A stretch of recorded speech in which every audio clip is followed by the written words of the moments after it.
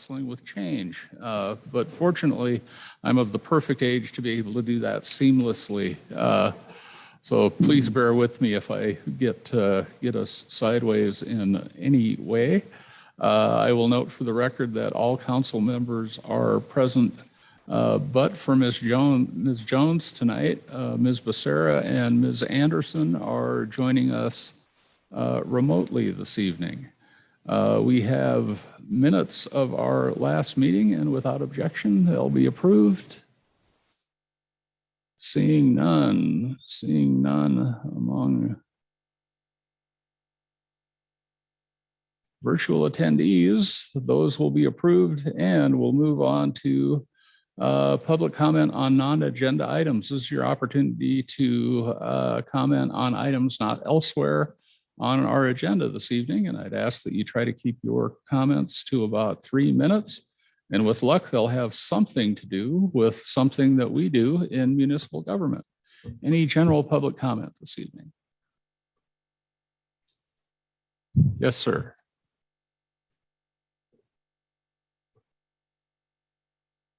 Didn't see me yet? Nope. Joe again, I'm back. This week. But since that seemed to make my point, I'll make sure I bear that in mind moving forward. I wanted to just talk about two things this week. First, I did see the security and camp poll that went out recently this week. It got shared to me several different times. And it does sort of address one of the criticisms I made in my second comment about how folks who work with this community don't always feel safe bringing up their concerns because they have to have a working relationship with RI. But it doesn't address the bulk of that comment, I will just point out. And more importantly, and if I was thinking when I was getting ready to make that statement, I would have tied this into that first one, but it shouldn't really matter as well. I understand that public opinion matters to you. Your paycheck is kind of tied to it. Doesn't matter as much to me. And our arguments for those of us who oppose RI's presence here are moral, economic, and practical. And public opinion, while it's important, doesn't have any bearing on those things. The second thing I wanted to address really quick, because I've seen some eyebrows raised every time I talk about it, is the concept of threat. I've mentioned a couple times that an openly carried firearm is a threat, and I've seen some eyebrows go up. So I want to just address that real quick, because that's kind of my sentiment about what RI's job is, right? The reason I'm not allowed to carry a rifle into this chamber is because you rightly recognize, right? That's a weapon and it's a threat. It's the same reason you have 3 or 4 guys here every night who do have weapons, because their job, if I get out of line, is to do violence to me, right? I get, as Americans, we're used to living in this society where we're used to seeing violence around everywhere. It's just kind of the water that we swim in. But once you learn to look at things this way, it makes RI's presence at the camps even more egregious, because their entire job is to threaten people who have nothing to lose. Those folks have so little and they're under so much stress that those kinds of threats can escalate very quickly. And then you see things like we saw last fall when the county sheriff's deputies killed Johnny. I don't think that qualifies as security. I think that's a nice euphemism to make us feel better about what are objectively threats. I think the most important security that a lot of those folks have is having a place to come home at night. And I think it's particularly egregious that we're paying RI to make threats while 80 people are going to go cold tonight because the emergency warming shelter shut down today, despite the fact that it's going to be at or below freezing for the next couple of weeks. I've been making statements for about a month now. And as I understand it, you guys are going to do budgeting in August. As much as I don't like this, I've cleared my Mondays, and I'm going to be a pain for the next couple months. I'm going to try and make the argument in about the hour of time that I have left. I just want to drive that home. I think it's useless for us to get up here and talk about things like justice, equity, diversity, and inclusion when so many of those people are going hungry and going cold and don't have the basic level of security, but they do have somebody babysitting them with a rifle or a firearm of some kind. The last thing, I kind of debated bringing this up at all, but since I know one of our council members is religious and we've just wrapped up a week of religious holidays from 3 of the Abrahamic faiths, I would ask that when you pray, you also pray for the people who are out there cold for the next couple of weeks. I know they appreciate it. Thank you, sir. Any other general public comment this evening? Just checking that participants list again. Seeing no hands up there, we will move on to the next agenda item, which is our schedule of committee meetings and a variety of other items that are brand new, including committee membership appointments and changes to committee agendas, all of those things. And for that, we have Ms. Trimble this evening. Yes, just 1 second.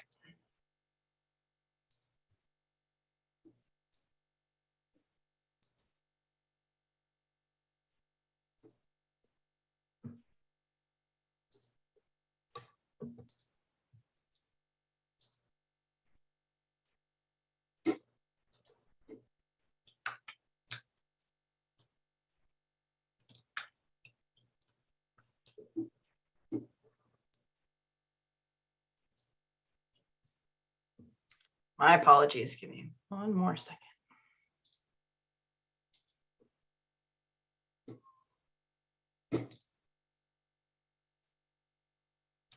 All right. So to find the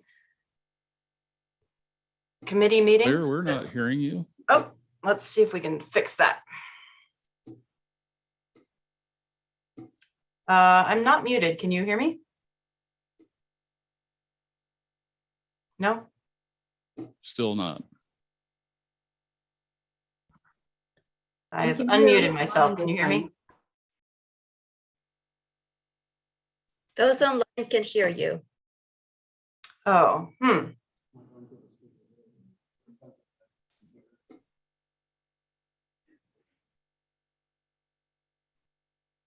Councilman Hess putting on his IT hat for us.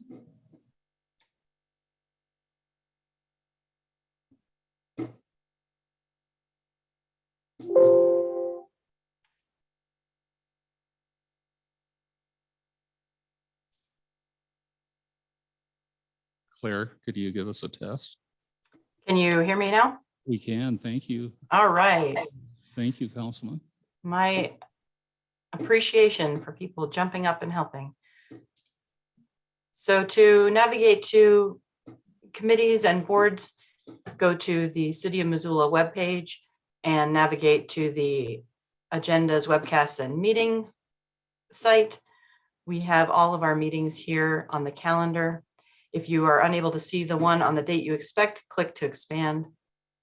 Up here, we have our upcoming City Council committee schedule for Wednesday, April 20th. And we have a Public Works and Mobility Committee meeting at 10 a.m. We'll be discussing the reappointment to the Parking Commission, service agreement with Sprinkler Maniac for Poplar Farm maintenance, professional services agreement with Utilis Inc. for an underground water leak satellite imagery analysis.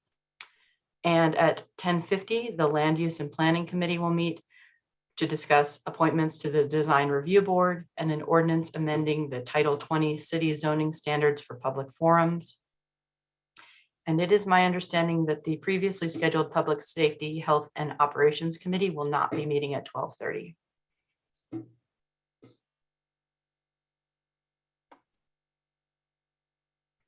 Any changes to the committee schedule this evening? Seeing none, we will move on then to our consent agenda items here, folks. Were approved unanimously in council standing committees, and we save a little time by considering these items all at once on Monday evenings. Ms. Trimble will read the list of consent agenda items aloud, so those in the audience and those viewing remotely will know what we're considering. We'll take comment on these items before we vote. Ms. Trimble.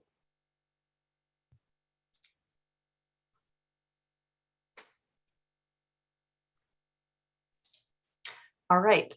First up on the consent agenda, to approve accounts payable in the amount of $779,897.35 for checks dated April 19th, 2022. Next up is a recommended motion to approve the funding recommendation for Habitat for Humanity to receive a $190,250 award from the Affordable Housing Trust Fund to implement the modular home project. Next up, there is a recommended motion to approve the resolution authorizing the execution and delivery of property schedules with respect to the master tax exempt installment purchase agreement with U.S. Bancorp Government Leasing and Finance, Inc., and property schedules for the financing of various items of capital equipment and determining other matters in connection therewith.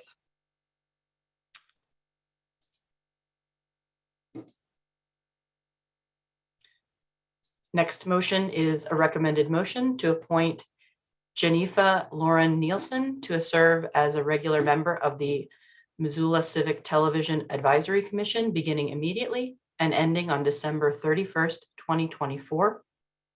There's also a recommended motion to approve the 44 Ranch Subdivision Phase 13 Final Plat, and another recommended motion to approve the 44 Ranch Subdivision Phase 14 Final Plat, subject to the filing of the Phase 13 Final Plat before the Phase 14 Final Plat.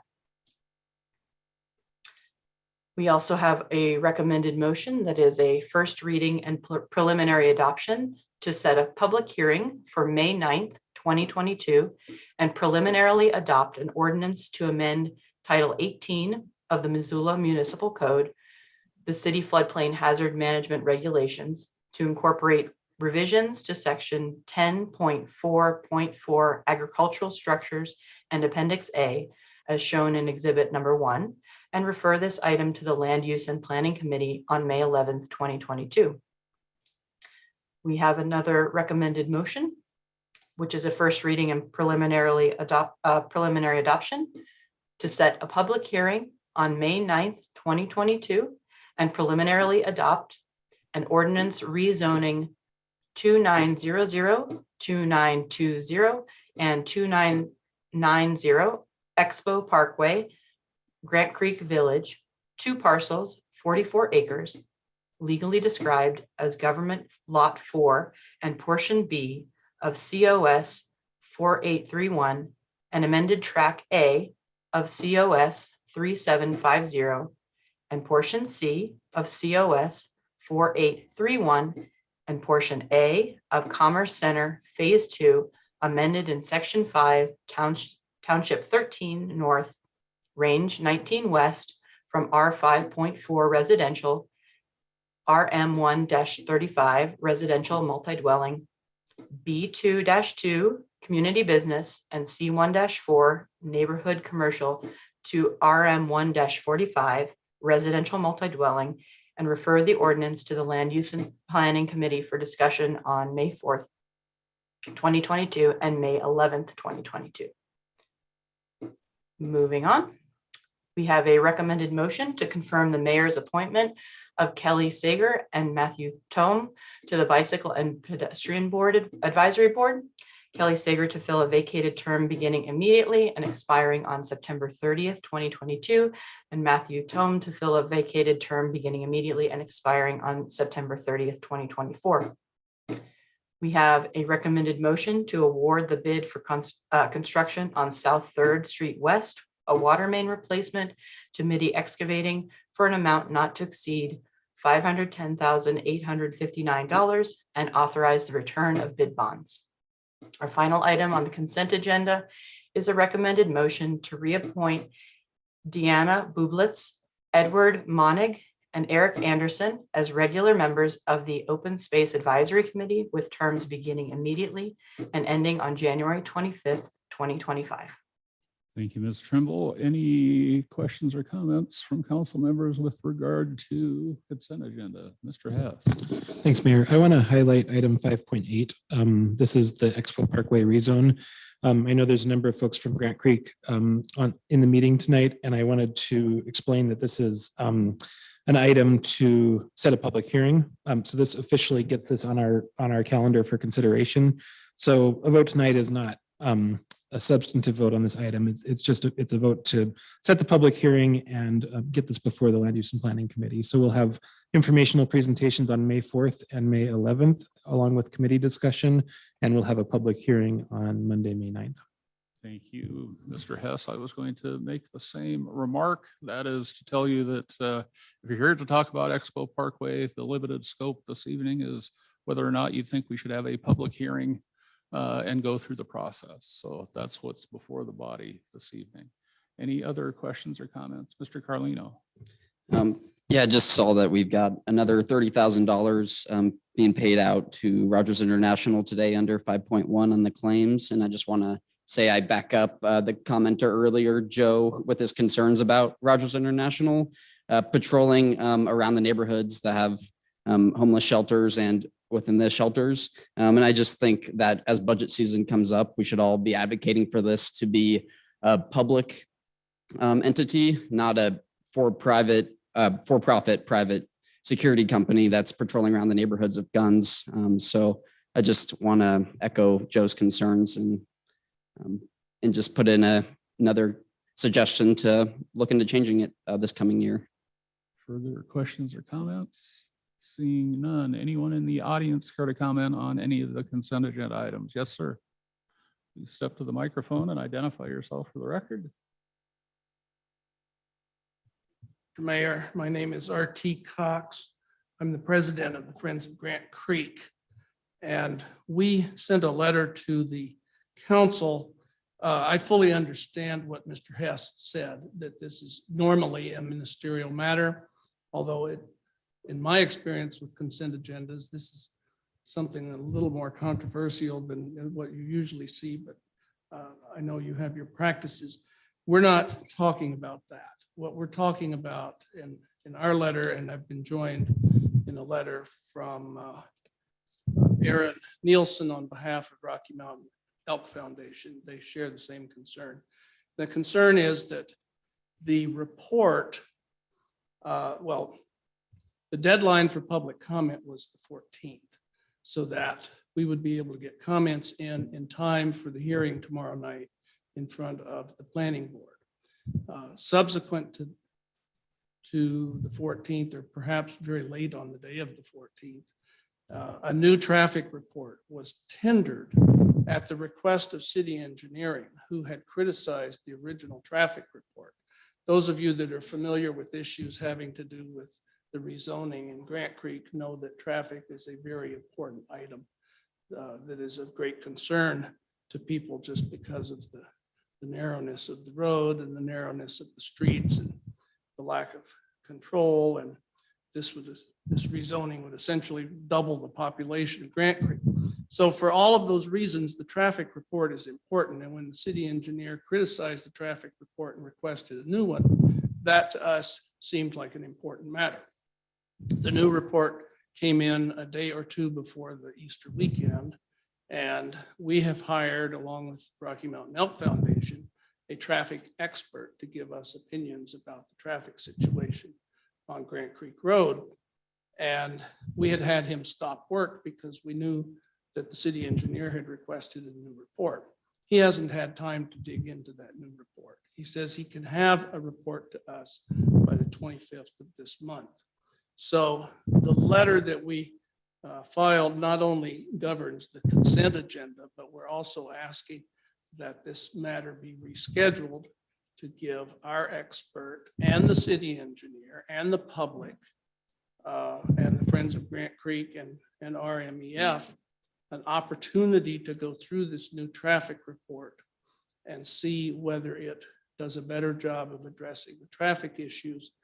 The same traffic engineer submitted a report 2 years ago that was trashed by an engineer hired by the city, and it doesn't look like his work product has improved. This is a critical issue. So the Rocky Mountain Elk Foundation and Friends of Grant Creek are requesting that this matter be rescheduled. That means a new notice will have to be published and the hearing schedule will have to be changed. This matter has been pending for over 2 years. A delay of 2 or 3 weeks, I don't think is going to cause any huge hassle for anybody. thank you for the opportunity to comment. Thank you, Mr. Cox. Mr. Hess, do you have any off the top of your head notions here? Well, I thank you, Mr. Cox. I appreciate the comments. The schedule in Land Use and Planning Committee is flexible. And we have had a practice of holding public hearings open as long as needed. And so I'm inclined, since much of the neighborhood is aware of the schedule, to open the public hearing and continue it as long as required in order to get the information from the neighborhood. And I think that'll hopefully meet the intent of Friends of Grant Creek and also you make efficient use of the notice that's gone out and whatnot. Thank you, Mr. Hess. And remotely, we have Mr. Parker. Thank you, Mr. Mayor and member of the council. Can you hear me? You can. All right. I would just like to echo what R.T. Cox said and point out that under Missoula Municipal Code 20.85.030, that there's a requirement that there be a completed application when it commences the process of public review, not to have things supplemented at the last minute. The city council rejected a similar application for rezone in September of 2020. And there's been plenty of time to have the correct information compiled and to kind of subject everybody to a 70-page traffic study of a few days before this hearing and additional hearings really is not a fair due process of law for all of the citizens of Missoula who are impacted by this proposed rezone.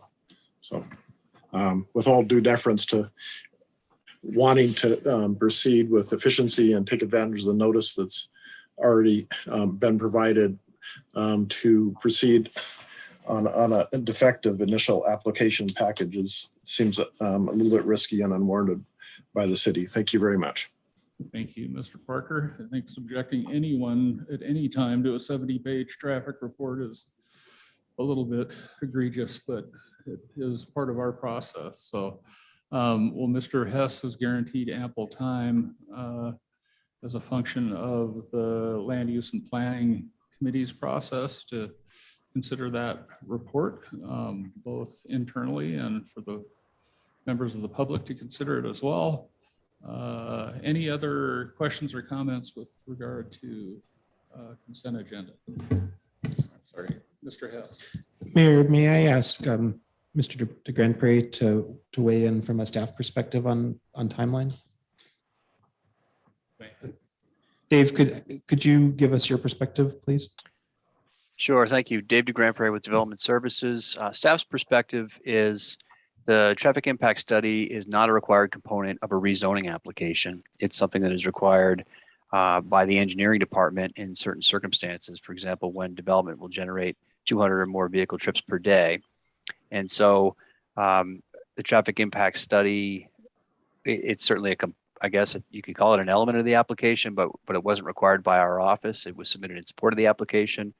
I guess it's quite typical that a rezoning application doesn't include a traffic impact study. And so I think it was submitted to provide more information. So as building permits might be issued, if improvements are necessary to Expo Parkway or Stonebridge Road or Grant Creek Road, then those improvements can be made by the developer at certain milestones. In other words, after a certain number of units, dwelling units are under consideration for permit, but it wasn't required by development services to move forward with the application. And I also think that there is and will continue to be ample time for public review of the traffic impact study. Mr. Hess. Thanks, Mayor. Thank you. All right, with that, anyone else on the consent agenda this evening? You may, if you approach the microphone, please.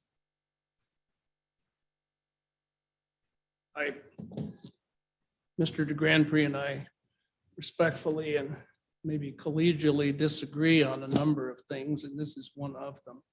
the review criteria under the city's rezoning ordinance is set forth at 20.85.040 capital G1.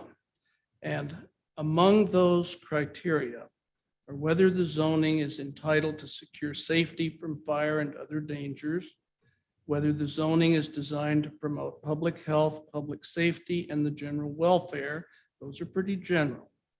Whether the zoning is designed to facilitate the adequate provision of transportation, among other public requirements, and whether the zoning considers the effects on motorized and non-motorized transportation systems.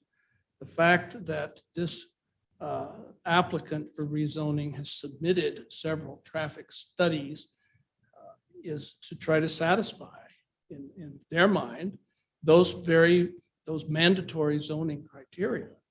And so traffic isn't something that gets kicked down the road later to be addressed during the building permit stage, which is what Mr. Grandpre's report says. He noted in his report that the traffic report was coming in late and that it would be dealt with in the building permit process. I don't see how this council in good conscience can review this proposal against these mandatory review criteria without considering traffic issues. Well, I appreciate that, Mr. Cox. I don't think we're going to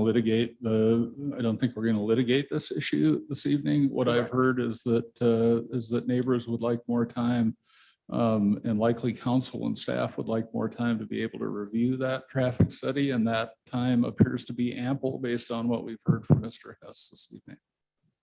All right, thank you. Thank you, sir. All right, seeing no additional public comment on consent agenda this evening. I'm sorry. Yes, sir. Good evening, everyone. John Langstaff.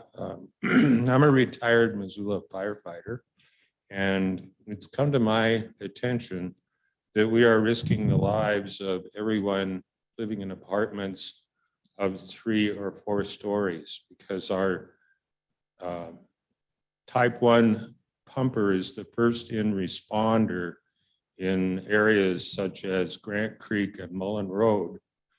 And as the type 1 responder, 141 would leave 148 unmanned, which is our elevated platform truck, which is necessary for rescue of people living in the 3rd and 4th stories of these proposed apartment buildings. And the only response would be by ladder truck 138, which has to come clear across town from 39th and Russell Street to up in Grant Creek or out Mullen Road, which is a delayed response. And you're putting human lives at risk if you're allowing these high-rise apartments without having a dedicated ladder truck at Station 4. So I would urge your serious consideration of any of these 3rd and 4th floor apartments before having a dedicated rescue truck for Thank you, these sir. people. Appreciate it. And thanks for your years of service. Anyone else on this item this evening? All right, with that, we will have a roll call vote on the consent agenda. All right, let's begin with Kristen Jordan. Yes. Oh, I apologize. Oh, what? I thought we were voting. Did I raise my hand? I'm sorry, there's one more in the Zoom, in the attendee. Oh, thank you. I just looked and I hadn't seen it, so I appreciate that. Ms. McMillan.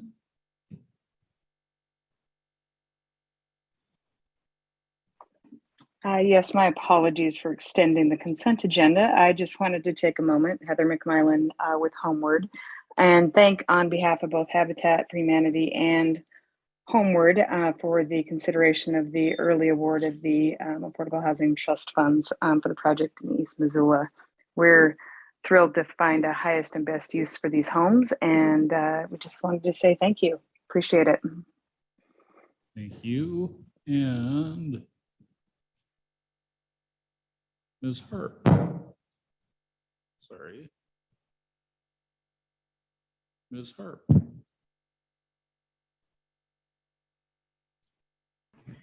Hello, can you hear me okay? We can. All right. It's the first time being on this side of the microphone. Good evening, colleagues. As Heather McMillan had mentioned, I want to just express my gratitude from the Habitat for Humanity of Missoula. This is a really critical project for both our organization as well as Homeward, but most importantly, for two gentlemen who otherwise would not achieve homeownership. As a retired house painter and a diesel mechanic, and both are long-term, lifelong East Missoulians, this project will change very significantly their lives. And I am indebted to you all for your approval tonight on this project. The work that we do is obviously of the most importance, and we could not do it without innovative type of solutions and being able to work with the partners that we do. So I just want to say thank you all for your vote on this particular project tonight, and I thank you. Thank you, Ms. Hart. Now, seeing no additional hands up in either virtual or real audiences, we will have a roll call vote. All right, let's start again. Kristen Jordan, Yes. Mike Nugent, Yes. Jennifer Savage, Yes. Ms. Cheryl, Yes. Ms. Vasika, Yes. Ms. West, Yes. Ms. Anderson, Yes. Ms. Becerra, Yes. Mr. Carlino, Yes. Mr. Contos, Yes. and Mr. Hess. Yes. And that is unanimous with 11 yeses. And the consent agenda is approved. We'll move on to comments from city staff. Agencies, community forum, neighborhood councils, boards, commissions, or authorities, and I'm aware of none of those this evening. We do have two special presentations in the form of proclamations. And first, whereas administrative professionals are vital contributors to today's team-oriented work environment and are the frontline public relations ambassadors for their organizations. And whereas the work of administrative professionals today requires advanced knowledge and expertise in communication, computer software, office technology, project management, organization, customer service, and other vital office management responsibilities. And whereas Administrative Professionals Day is observed annually in many workplaces around the world to recognize the important contributions of administrative support staff, and is sponsored by the International Association of Administrative Professionals. And whereas the IAAP Western Montana branch is fulfilling its core purpose to provide education, certification, and leadership, as well as development to administrative professionals. Now, therefore, I, John Engen, Mayor of the City of Missoula in the state of Montana, do hereby recognize the 27th day of April as Administrative Professionals Day in Missoula, Montana, and salute the valuable contributions of administrative professionals in the workplace. And we have so many of those folks who serve the city of Missoula and by extension our residents, and I am grateful to all of them. And our second proclamation, issued jointly with Missoula County, whereas Sexual Assault Awareness Month, SAM, calls attention to the fact that sexual violence is widespread and has public health and safety implications for the city and county of Missoula and beyond. And whereas rape, sexual assault, and sexual harassment harm our community, our friends, and our families. Studies show 1 in 5 women and 1 in 38 men have experienced completed or attempted rape. 1 in 4 girls and 1 in 13 boys experience child sexual abuse at some point before the age of 18. And on campus, 1 in 5 women and 1 of 16 men are sexually assaulted during their time in college. And whereas statistics can tell us how many people are harmed, but talking to a survivor tells the true impact of this violence, loss of safety and trust, and sometimes the loss of hope. And whereas the goal of SAM is more than awareness, the ultimate goal is prevention of sexual harassment, abuse, and assault, and prevention means stopping sexual violence before it happens by changing norms that allow it to exist in the first place, ranging from attitudes, values, and behaviors to laws, institutions, and social norms. And whereas we ask our community to join us in building safer spaces, reclaiming our right to safety campaign, and champion the power of asking and receiving consent. Prevention is everyone's job. All of us can help create safe environments. We can intervene to stop behavior, promote healthy attitudes and relationships, believe survivors, and connect them to resources.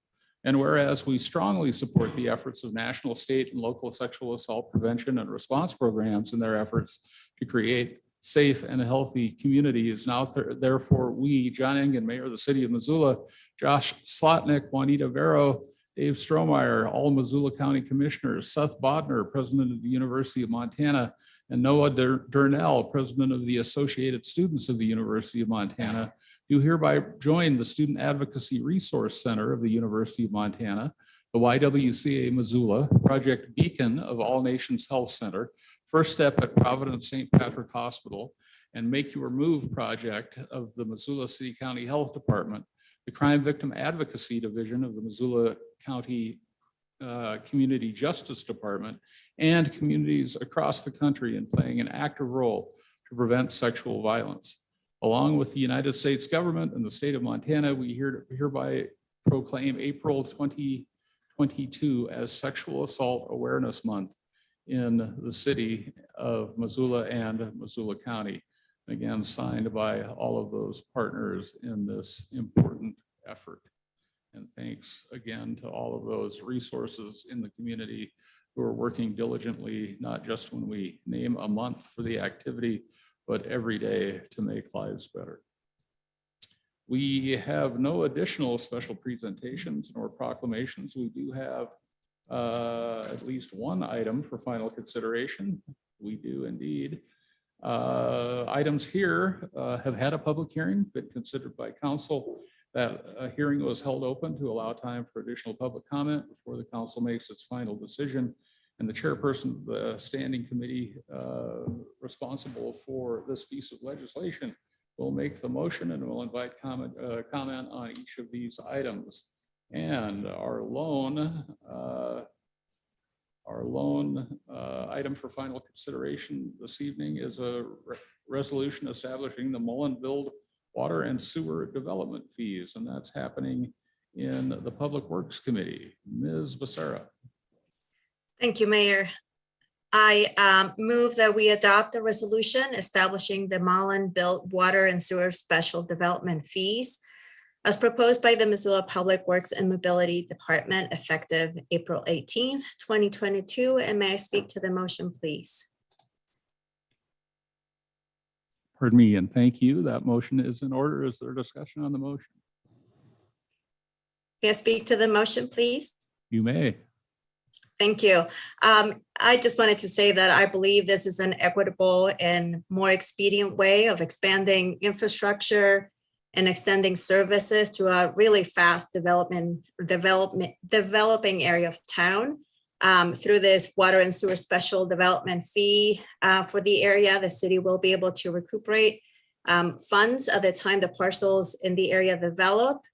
And to me, that seems like a fair process and a proactive way to direct growth in this area. So for all those reasons, I'll be in support of it. Thanks. Thank you, Ms. Becerra. Any further discussion? Seeing none, we've had a public hearing, but I'll be happy to entertain comments from the audience this evening. Seeing none here and none in our attendance list, we will have a roll call vote. All right, voting on the resolution establishing the Mullen-Build water and sewer development fees. Let's begin with Mr. Nugent. Yes. Ms. Savage, Yes. Ms. Cheryl, Yes. Ms. Vasika, Yes. Ms. West, Yes. Ms. Anderson, Yes. Ms. Becerra, Yes. Mr. Carlino, Yes. Mr. Contos, Yes. Mr. Hess, Yes. and Ms. Jordan. Yes. And that is unanimous with 11 yeses. And the resolution is approved. We have no additional items for final consideration this evening. We do have 2 items for public hearings. State law and our own council rules set guidelines for providing comment in a formal way on a variety of issues, and following a staff report on each, the council and I will invite community comment. We will hold the public hearings open for at least a week or until the council's next regular committee meeting to consider these finally. And public comment will be open until, pardon me, that time. We'll start this evening with an ordinance amending our city zoning standards for public forums. And our staff report this evening comes from Ms. Gluckin. Hi there. Let me just bring up my presentation.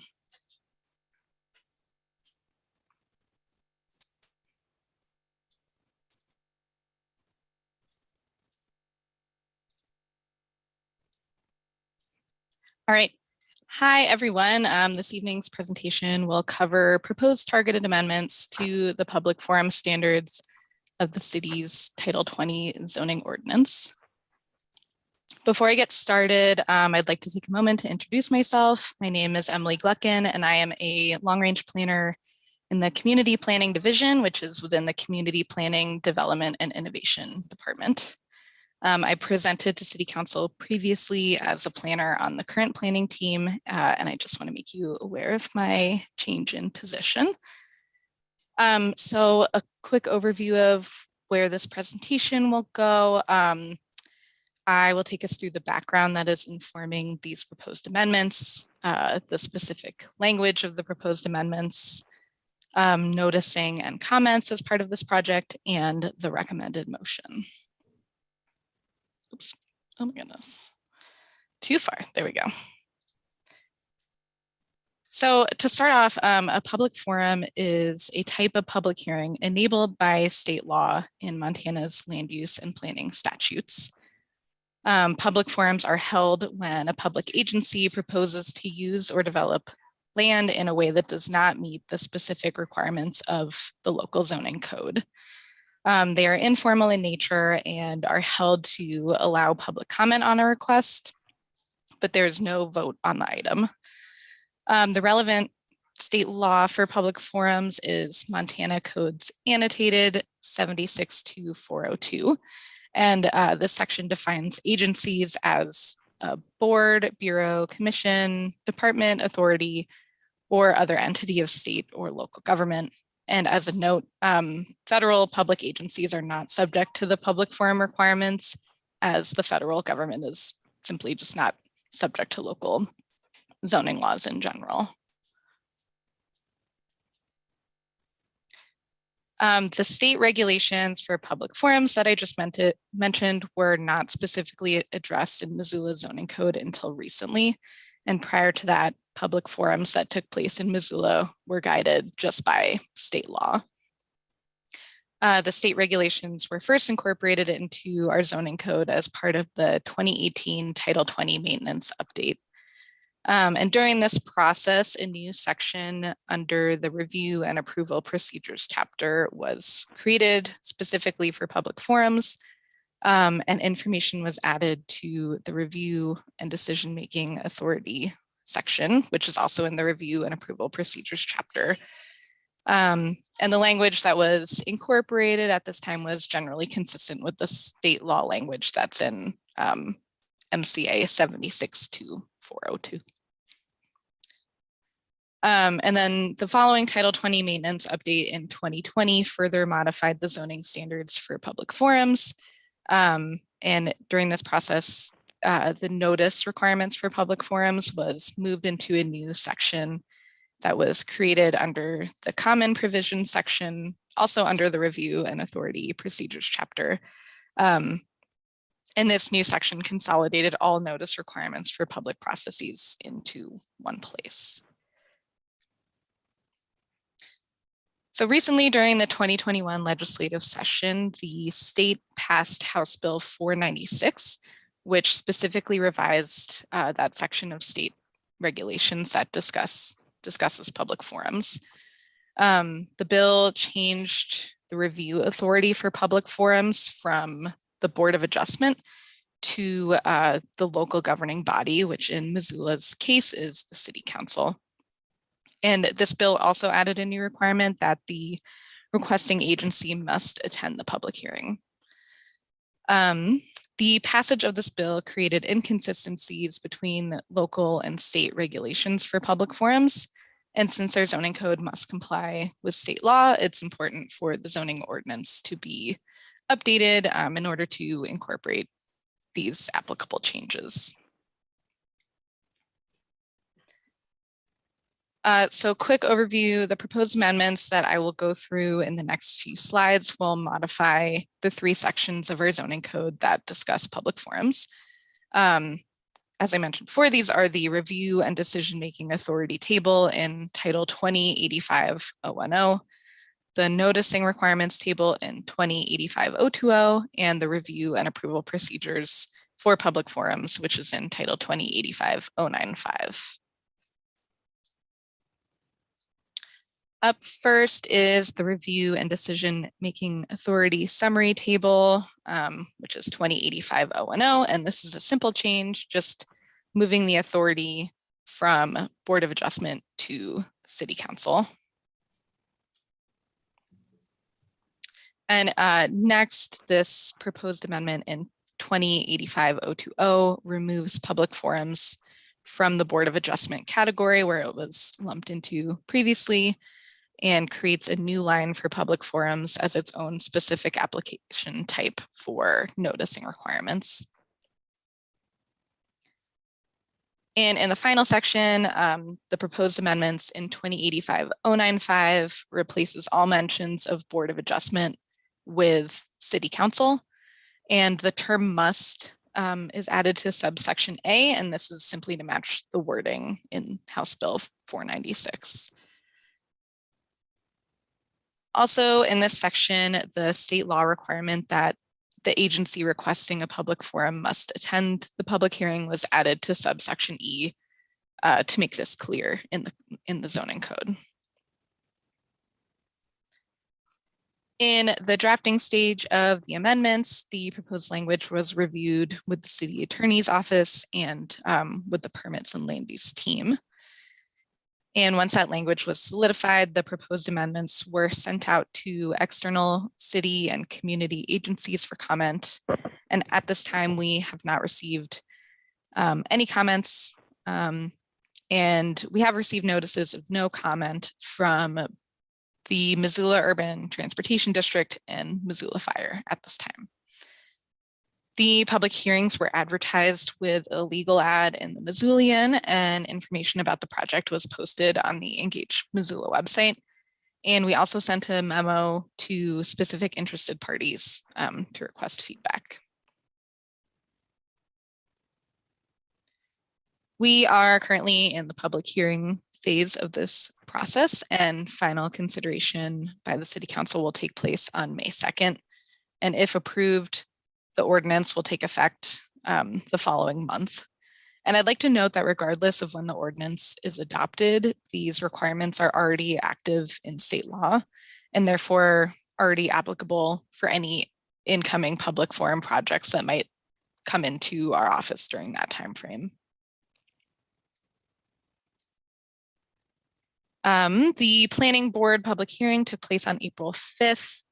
And the board voted unanimously in favor of staff's recommended code amendments and recommended that City Council adopt the ordinance. And there was no public comment or discussion among the board during the public hearing. So finally, staff's recommended motion is that the City Council approve the adoption of an ordinance to amend Title 20 in the 3 sections that I discussed earlier. These are sections 2085-010, 2085-020, and 2085-095. These are also described in attachment A, which is part of the project packet uploaded. And that is all I have for you. Thank you for your time, and I am available for any questions. Thank you, Ms. Thank you, Ms. Gluckin. With that, I will open the public hearing. Anyone care to comment on this piece of housekeeping? No one live here in the audience at the moment. And I see no hands up among attendees. Are there questions or comments from council members? Seeing none, this item will remain in the public eye until next week's final consideration. Second public hearing this evening is a phase development review for phase 2 and 3 of the Remington Flats subdivision. And Lauren Stevens has our staff report this evening. Thank you, Mr. Mayor. Let me just get my screen shared here. Oh, okay. All right. Good evening, everyone. Today I'm going to be presenting staff's report of the phased development review for Remington Flats subdivision phases 2 and 3. I'll start with some background on this project, then discuss the parameters for a phased development review, and then go through staff's recommended amendments to findings of fact and conditions of approval. So the Remington Flats subdivision is located in the Setupcane area north of the 44 Ranch subdivision and west of the McNett Flats subdivision. It was granted preliminary plat approval on October 19th, 2020 by City Council in 7 phases. The subdivision will contain 152 lots on 20.01 acres and is zoned RT 5.4 with the Remington Flats neighborhood character overlay. Please note here on this slide, Chuckwagon Drive and George Elmer Drive highlighted in yellow, as we will be discussing these a bit more later. They will both be designated as collector streets meant to handle higher traffic levels than local streets. This phase development review is for phase 2, shown in the salmon color, and phase 3, shown in yellow.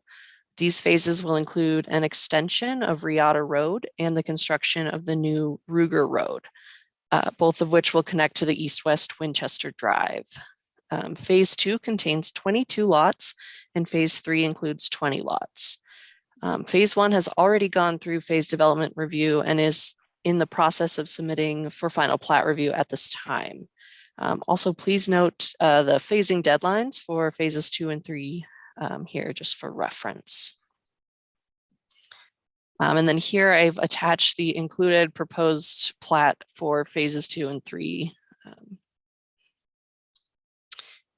So phase development review is a relatively new process mandated through state law that requires the governing body to hold a public hearing and conduct a review prior to the applicant's ability to submit for final plat review. In this review, the goal is to determine if there are any changed subdivision primary review criteria impacts or new information that exists, which would result in significant adverse impacts with the phase or phases under review that was not known at the time of preliminary plat approval. If these circumstances do exist, the governing body is able to apply new conditions of approval or amend existing ones. Staff is recommending several amendments to the original findings of fact and conditions of approval, and council may choose to approve the phase development review with some or all of these recommendations, add new conditions, or choose to approve the phase development review with the original findings of fact and conditions of approval of the preliminary plat approval. Phase development review is not able to be denied. To better visualize the process, I've included this graphic below. So a subdivision will begin in the scoping and pre-application phase, where they receive information regarding required codes and regulations from staff and incorporate those into their preliminary plat application. At preliminary plat, staff reviews to ensure the proposal meets all applicable regulations. This application is then approved with conditions, or denied by City Council. At phase development review, we are reviewing the previous approval to ensure that it is still valid and making changes if there are any changed subdivision primary review criteria impacts or new information. Any approved amendments to findings of fact are then used for the review of subsequent phases of that subdivision.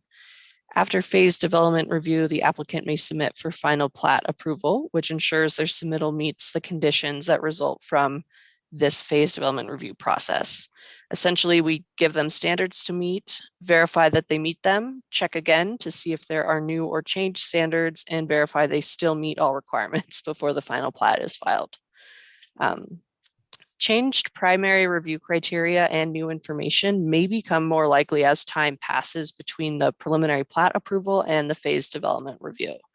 This can be due to a variety of reasons, including updated city regulations and codes, or new floodplain data, et cetera. As we saw from the approved phasing plan, phases 2 and 3 have been submitted several years prior to their respective deadlines, so there hasn't been much time for changes to occur. The city's subdivision regulations include review of the following impacts from a proposed subdivision derived from the Montana Subdivision and Platting Act. These are the categories you will find within the staff report. Staff's recommended amendments all relate to item C, impact on local services. The applicant is not proposing any changes to phases 2 and 3 as they were approved at preliminary plat, nor are they proposing any changes to the approved phasing plan. Staff sent a request for agency comment on March 22nd and sent notice of the public hearing and request for public comment on March 25th to adjacent property owners. No concerns were expressed from agency staff regarding changed impacts to sewer, water, parks, or other relevant agencies, and no public comment has been received to date. Staff did receive the following agency comments, which have been incorporated into staff's review. City engineering staff provided comment regarding updated information about infrastructure funding and installation in this area. These comments have been incorporated into staff's recommended amendments to the findings of fact and conditions of approval. City, county health department, and stormwater utility staff commented that air quality and stormwater complaints have been submitted in this area, potentially due to mass site grading of projects in this area. Health department and stormwater utility staff will work with a subdivider to inform them of best practices to mitigate effects of grading, and will monitor and enforce regulations if any violations occur. So the complaints submitted are generally regarding fugitive dust that is traveling through the air. The Setupcane area appears to be more prone to fugitive dust issues than other parts of Missoula due to the types of soils that exist there.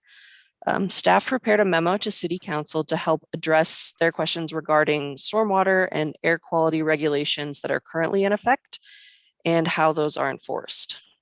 Stormwater and air quality issues seem to be the most acute when a large area of land is mass graded. The Remington Flats subdivision does not have stormwater violations and is generally grading the project in a phased manner.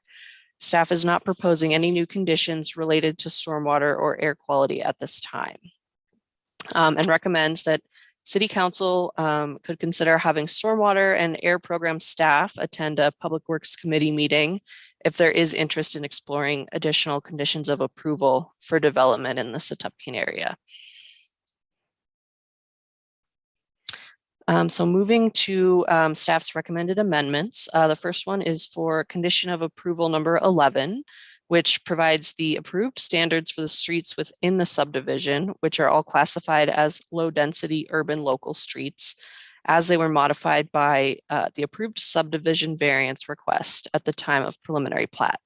Staff recommends the inclusion of Ruger Road, which was inadvertently omitted at the time of preliminary plat approval, but is also planned to meet these same standards. Finding of fact number 11 under transportation and drainage from the preliminary plat approval letter is recommended to be amended to include new information regarding the construction of Chuckwagon Drive, which is intended to be completed with phase 12 of the 44 Ranch subdivision through an improvements agreement. Construction of this section of Chuckwagon Drive would no longer be the responsibility of this applicant, but the amended language will still require these improvements if they are not completed by others for unforeseen reasons. Staff recommends amending finding of fact number 2 under transportation and drainage to include new information about progress on this project's completion. The updated language from memo number 1 is to reflect that Public Works has not yet secured a contractor to complete this work and is not sure exactly when that work will be completed. Staff recommends updating finding of fact number 13 to reflect new information about the timing of George Elmer Drive and Mullen Road intersection improvements being done through the Mullen Build Grant. Engineering staff also advised that transportation impact fees have been adopted as one of the cost recovery methods for portions not covered by the build grant. The updated language from the memo number 1 is to change the timing of improvements to indicate they are anticipated to be installed in 2023, not this year. City of Missoula subdivision regulations require that this statement be shown on the face of each plat and each instrument of conveyance. The purpose of an SID/RSID is to allow for future maintenance and upgrades of streets that serve the subdivision, paid for by those who benefit from them the most. As noted earlier, Chuckwagon Drive and George Elmer Drive are main north-south thoroughfares serving this and other developments in the area, and they will be undergoing improvements as this area continues to grow. George Elmer is partially funded through the Mullen Build Grant, but Chuckwagon Drive is not a build grant project. Costs for improvements may need to be partially recovered through an SID/RSID at a point in the future. This is reflected in finding of fact number 14 under transportation and drainage in the preliminary plat approval letter. And this last recommended amendment to finding of fact number 1 under water system and sewer system is due to resolution 8468 adopted by City Council on November 9th, 2020, renaming the Missoula Wastewater Facility Service Area to the Missoula Utility Service Area. Staff's recommended motion is for approval of phases 2 and 3 of Remington Flats subdivision based on the amended findings of fact and subject to the amended conditions of approval in the staff report. And with that, I am here for any questions. I've also requested Tracy Campbell with Stormwater to attend the meeting if there are further questions in that realm as well. Thank you, Ms. Stevens. And with that, I will open the public hearing. Anyone in the audience care to comment on these plat extensions? Seeing none. I don't have any attendees' hands up in the webinar either. Are there questions or comments from council members? Ms. Cheryl. Yeah, thanks. One of the questions or concerns that I had brought up last week was around air quality in that area with the soils as they are. I think they're clay and they create a lot of dust, and we've seen that in other projects. And my concern is if we tend to have as dry of summers as we've had and as much smoke as we've had, just the air quality piece for the residents out there, especially as we continue construction. And this area, as you indicated, is slated for a lot of growth. So Lauren, maybe could you just speak to what the standards are, or how that's monitored? And, you know, I would be interested in looking at this in more depth as we move forward with different development in that area. But if you could just speak to a little bit to that, I'd appreciate it. Thanks. Yeah, so I did reach out to Ben Schmidt over with the City County Health Department AIR program. He provided some information that I included in the memo that I wrote, but generally they do not have the types of monitors to detect coarse-grained materials in the air near construction sites. There's much more fine particulate matter monitoring kind of on a more broad scale. Ben did mention to me that they are looking at some new revisions to the AIR program, not necessarily related to this fugitive dust question within the next few months, that they intend to bring forward to City Council. And that might be an opportunity for questions regarding that. But I would highly encourage maybe having him speak more on that. I'm just not the expert. So. May I have a follow-up? Please.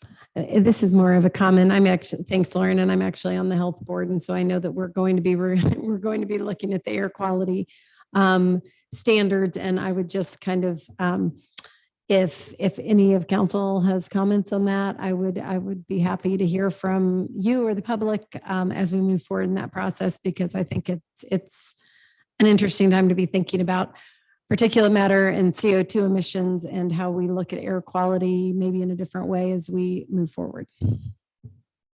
Thank you, Ms. Cheryl. Fugitive dust. I learn something every day. New term of art. Further comment, Mr. Nugent, or question? Yeah, just quick for clarification. In committee last Wednesday, I was under the impression that the complaints have been from a neighboring project, not this one, and that this project is doing more small area grading. Is that correct? And Ms. Stevens is nodding in the affirmative. Yes, yes, it is. They don't have any violations at the Remington Flats project, and they are grading it phase by phase. And I think Brian Throckmorton from 406 Engineering is also here. If there are more questions on that. Further discussion? All right, this public hearing will remain open, as will the other, until council takes these items up for final consideration.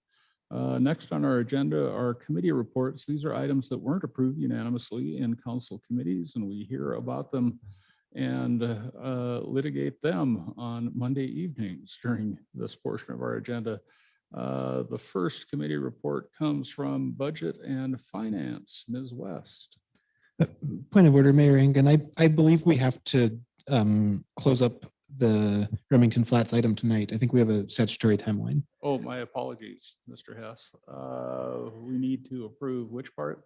We just need to approve the, we need to have item 9.2. We need to. We do need to do tonight. Yeah. Oh, thank you. I was unaware. With that, I'll take back everything I said about council considering this next time. We'll take a motion, Mr. Hess, please. So I move that we approve phases 2 and 3 of the Remington Flats subdivision phase development review based on the amended findings of fact and conclusions of law, and subject to the amended conditions of approval in the staff report and memo number 1. And I'd like to just speak briefly.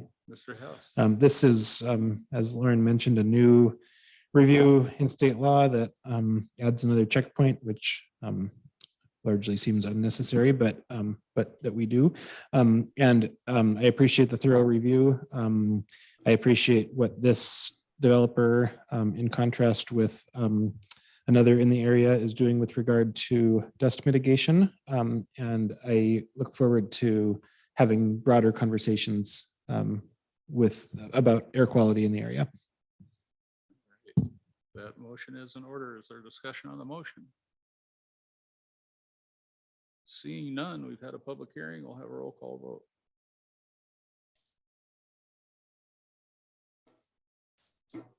vote. All right, let's begin with Ms. Savage. Yes. Ms. Cheryl? Yes. Ms. Vasika? Yes. Ms. West? Yes. Ms. Anderson? Yes. Ms. Becerra? Yes. Mr. Carlino? Yes.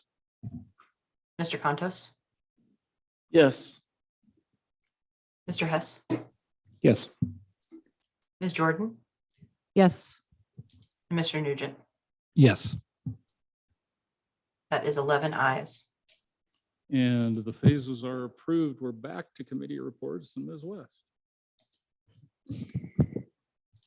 All right, the recommended motion is to confirm the mayor's reappointment of Ruth Reinecking to the Missoula Redevelopment Agencies Board for a term beginning on May 1, 2022 and expiring on April 30th, 2026. And if I could speak to it. You may.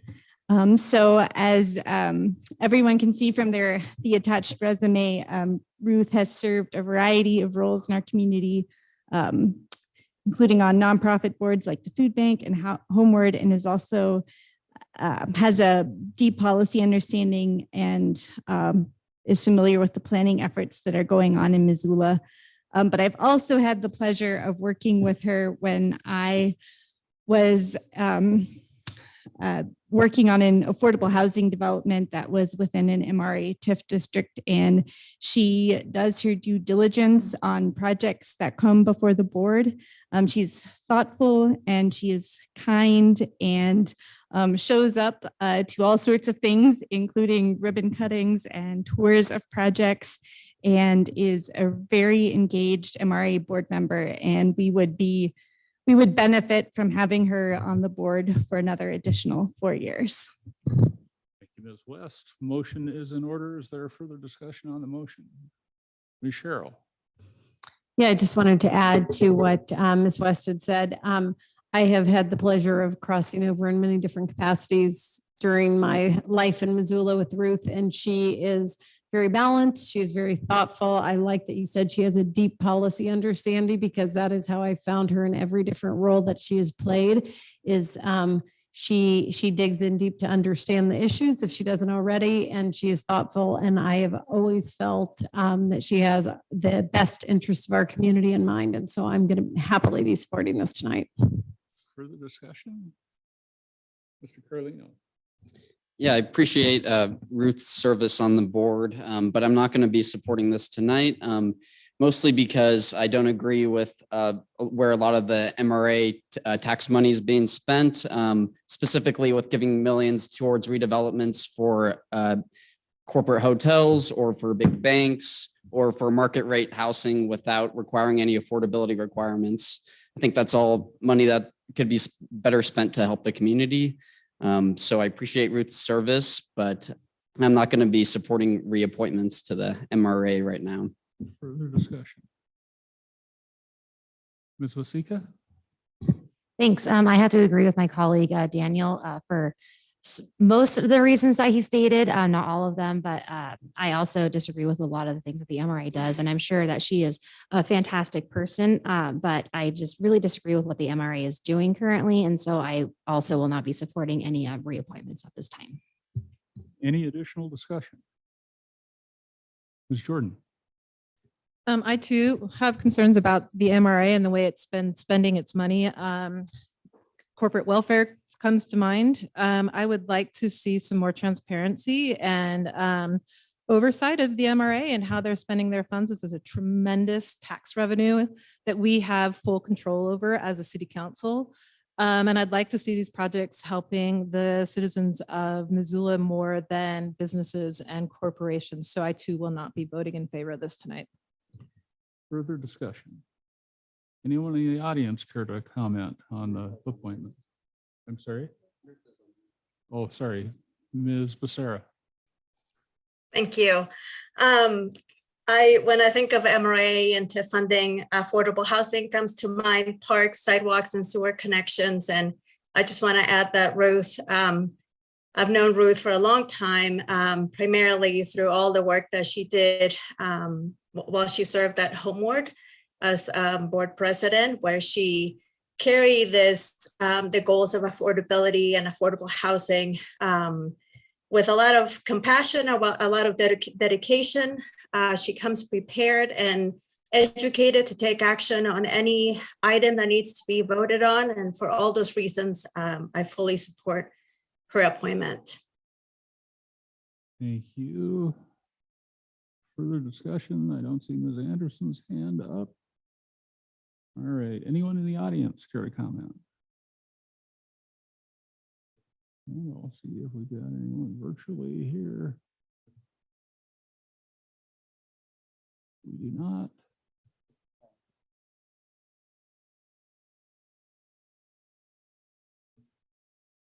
Oh, I'm sorry.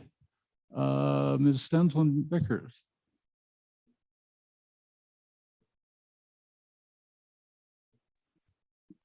Yes, this is Ms. Stensland Vickers. My name's Diane. I'd like to encourage Ms. Vasika and the newer board members to actually look into what the MRA does and do a little more research before making their opinions, because the MRA does some good work. They need to do some more research because their opinions are wrong. And I'd like to support Ruth. Thank you. Good night. Thank you. With that, we will have a roll call vote. All right, voting on the reappointment to the MRA. Let's begin with Ms. Cheryl. Yes. Ms. Vasika, No. Ms. West, Yes. Ms. Anderson, Yes. Ms. Becerra, Yes. Mr. Carlino, No. Mr. Contos, No. Mr. Hess, Yes. Ms. Jordan, No. Mr. Nugent, Yes. and Ms. Savage. Yes. That was 7 ayes and 4 noes. And if the motion is approved, our next committee report happens in Committee of the Whole. Mr. Hess, are you taking that this evening? Thank you, Mayor. I move that we approve and authorize the mayor to sign the Scott Street Community Land Trust Soft Costs Loan Agreement between the City of Missoula and Rivara Development LLC in the amount of $479,435. I'd like to speak to the motion briefly. Mr. Hess. This, as we heard in committee, is a loan from the city treasury to support or to provide working capital as this important development on the north side comes together. It is advancing a critical community goal, and I'm happy to support it. Mr. Hess's motion is in order. Is there discussion on the motion? Mr. Carlino. Yeah, I think land trusts are a great tool to ensure that we've got permanently affordable housing for generations into the future. So I'm happy to support this motion. Further discussion? Ms. Vasika. Thanks. I'm really concerned with this loan. As a colleague said on Wednesday, that it is a high risk loan, and a lot of banks probably would not be in favor of this loan. And with the interest rate at 1.5%, the national inflation rate is 8.5%. So we are going to be losing money on this. And I don't think that the city should be in the loaning business. And so therefore, I'm not going to be in supportive of this tonight. And Ms. West on the motion. So I am in support of this loan. I think that it is incredibly challenging to develop community land trust properties, and that this is money well spent to figure out what exactly is going to be happening here. I did want to point out to any new members of council or members of the public that the amended letter of LOI with Rivera Development that governs this parcel, I guess we last saw it in committee on March 3rd, 2021, and then subsequently in council on March 8th of 2021, which spells out what the goals for this property are. And for the purpose of this LOI, affordable home ownership units means units targeting buyers with an annual income of 120% of the area median income or less. And I think that currently, I think that is the expectation of who this property will serve. Yeah, I'm in support of issuing this loan so we can figure out how to reach those goals. Further discussion? Ms. Wasika? Thanks. So I just wanted to follow up.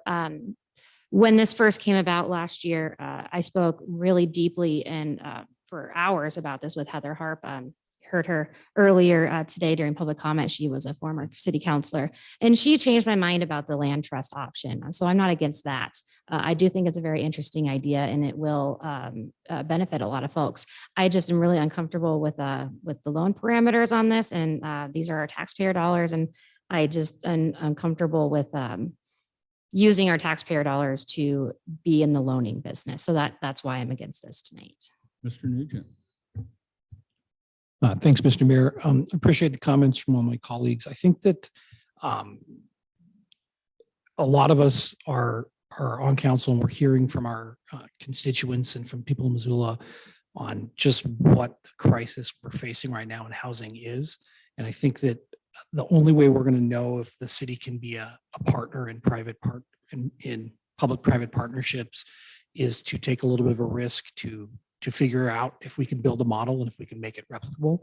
And I think that giving a loan for them to do the work to figure out if this model will work for us is something that we have stated is our intention of doing. And if this does work, then we've created something that hopefully we can repeat and help solve some of our problems. If it doesn't work, yes, it was a risk, but I also think that trying to help solve the housing problem is a risk worth taking. So I will be supporting this. Thank you.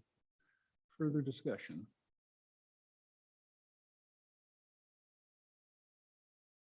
All right, seeing none, anyone in the audience care to comment on this item? Seeing none here, nor any virtual hands raised, we will have a roll call vote.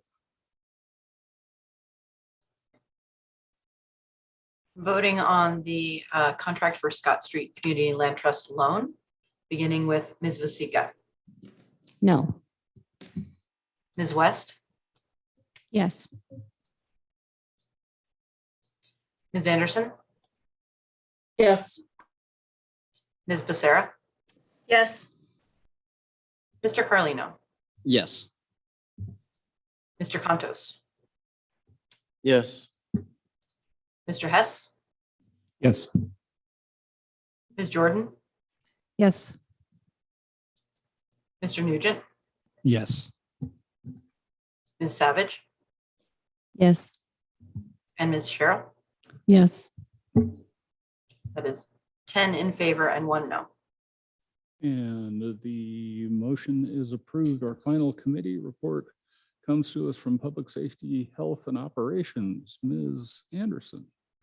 Thanks so much, Mr. Mayor. I make a motion to appoint Rebecca Elderkin to serve as an alternate member on the Food Policy Advisory Board for a term beginning immediately and ending on December 31st, 2024, and would like to speak to the motion if appropriate. Ms. Anderson. Thanks so much.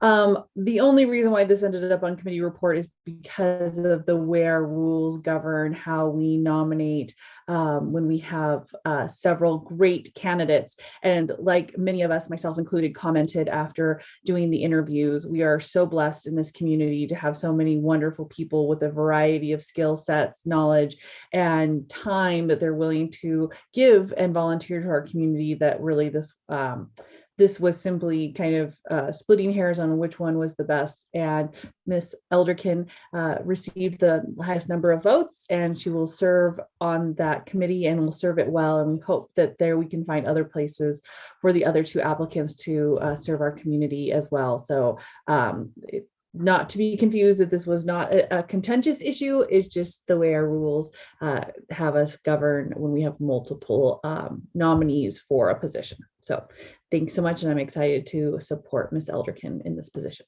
Thank you, Ms. Anderson. Further discussion on that motion, which is in order? Seeing none, anyone in the audience care to comment?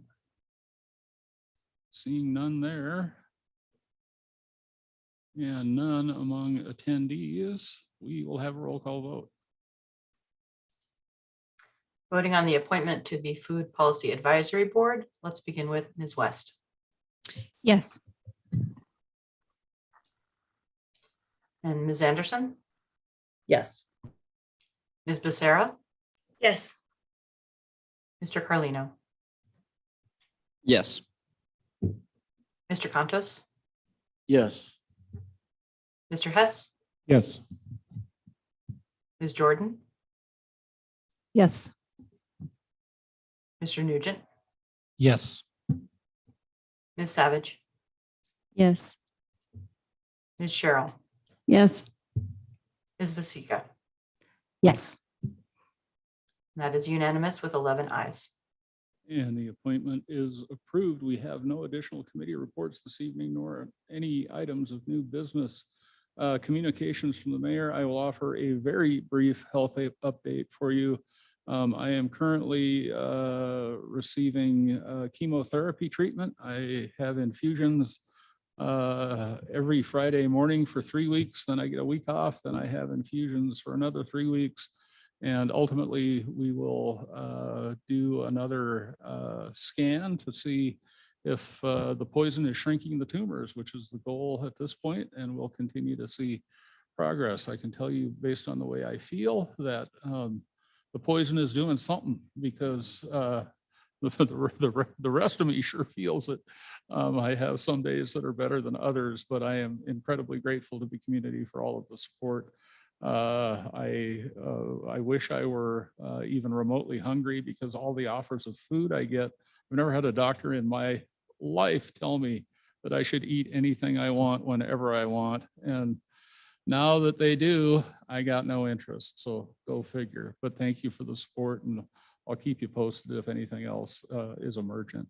We'll begin the comments from council members this evening with Ms. West. So I just want to remind everyone that we are just over 2 weeks out from Missoula Gives, which is on May 5th and 6th. And a big thank you to the Missoula Community Foundation to once again organizing this amazing event. And Ms. Savage. I'll pass tonight. Mr. Hess. Pass. Thanks, Mayor. Mr. Carlino. Yeah, just with the Johnson Emergency Winter Shelter closing today, there's going to be a lot of people in Missoula that are looking for somewhere to stay, and we frankly just don't have enough beds for everybody to stay. Just looking at the Martin v. Boise ruling, it says that cities cannot enforce anti-camping ordinances or laws if we do not have enough homeless shelter beds available for the homeless population. So I just think it's something that the law enforcement needs to be contacted about, and it just should be something that we reflect on, that we saw this coming a mile away, and then here we are on the day of the shelter closing, and there's no solutions. Mr. Nugent. Thank you, Mr. Mayor. I would just briefly say that, some of the things that come up in our voting on council are interesting to me, and, having conversations around things like the MRA, I think would be great. I think that we should find the appropriate avenue to do it. And I think it's unfortunate that we're using voting opportunities for dedicated citizens to take stances that maybe aren't related to something that candidate even has control over. So I just think that we should have those conversations in the appropriate venues. Thanks. Ms. Cheryl.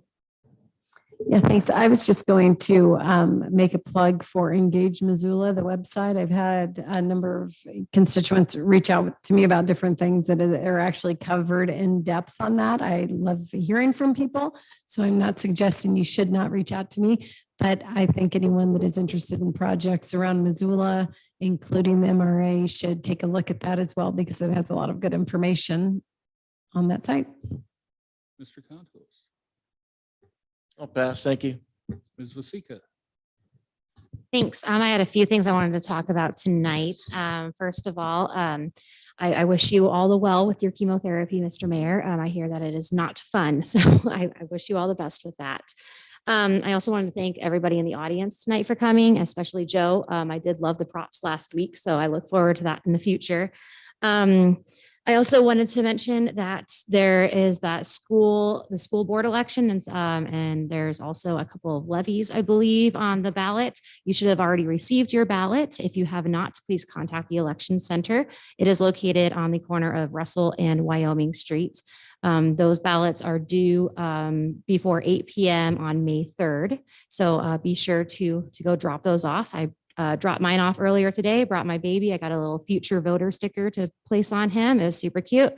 And also, I wanted to say I did a ride along with the Missoula Fire Department last week, and I wanted to thank everybody who carted me around all day. I felt like little Annie Orphan being passed around to every different department there.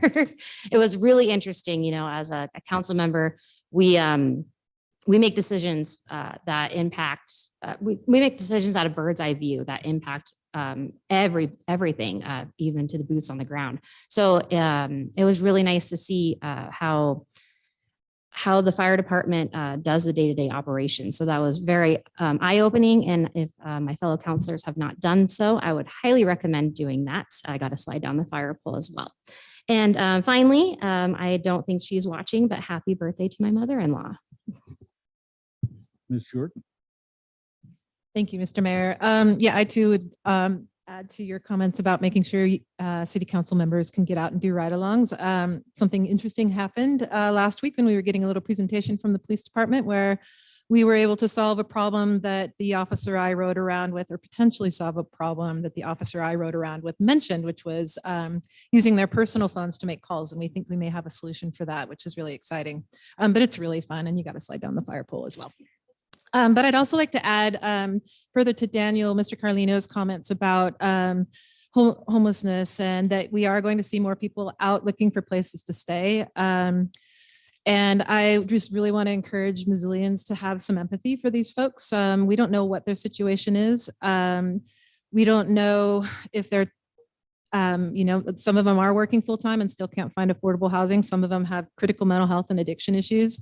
We had a community meeting the other night where there's some pretty disparaging comments made related to homeless people having more rights than people who live in houses. And this simply is not true. This is a vulnerable population who, for whatever reason, we don't know, doesn't have the same opportunities we do to find and secure housing. And I would just like to ask our town to be empathetic, but if you see a problem or you feel worried or concerned, please call 911. And they will help you find the right resource. Thank you. And Ms. Becerra. Thank you. It's good to see you, Mayor.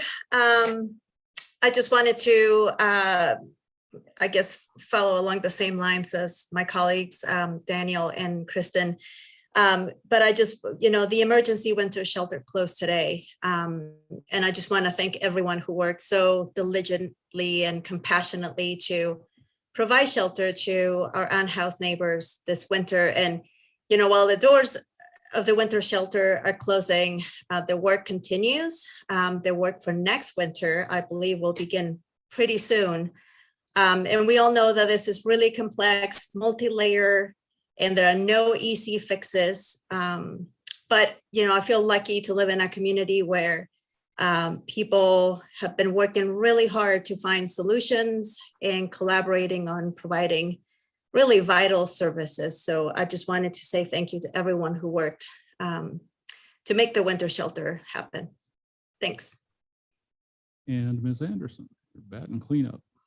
Thanks so much, Mr. Mayor. It's lovely to see you again at the helm. And I just want to say a quick shout out to Teresa Williams and the whole entire team. And I won't begin all because I'll miss some critical people who put on week. I had the pleasure of being able to participate as a role play volunteer once again this year as a part of their final day where they get sent through various scenarios scenarios that are true cases that have happened, to test out their skills that they have learned. And we had folks from Missoula Fire, Missoula Police Department, the Sheriff's Department, as well as some of our neighboring counties who don't have their own CIT Academy joined us. And it was a really fun day, and I just am so thankful for all the amazing work that has done, and really am continually impressed by our first responders who are really caring, compassionate folks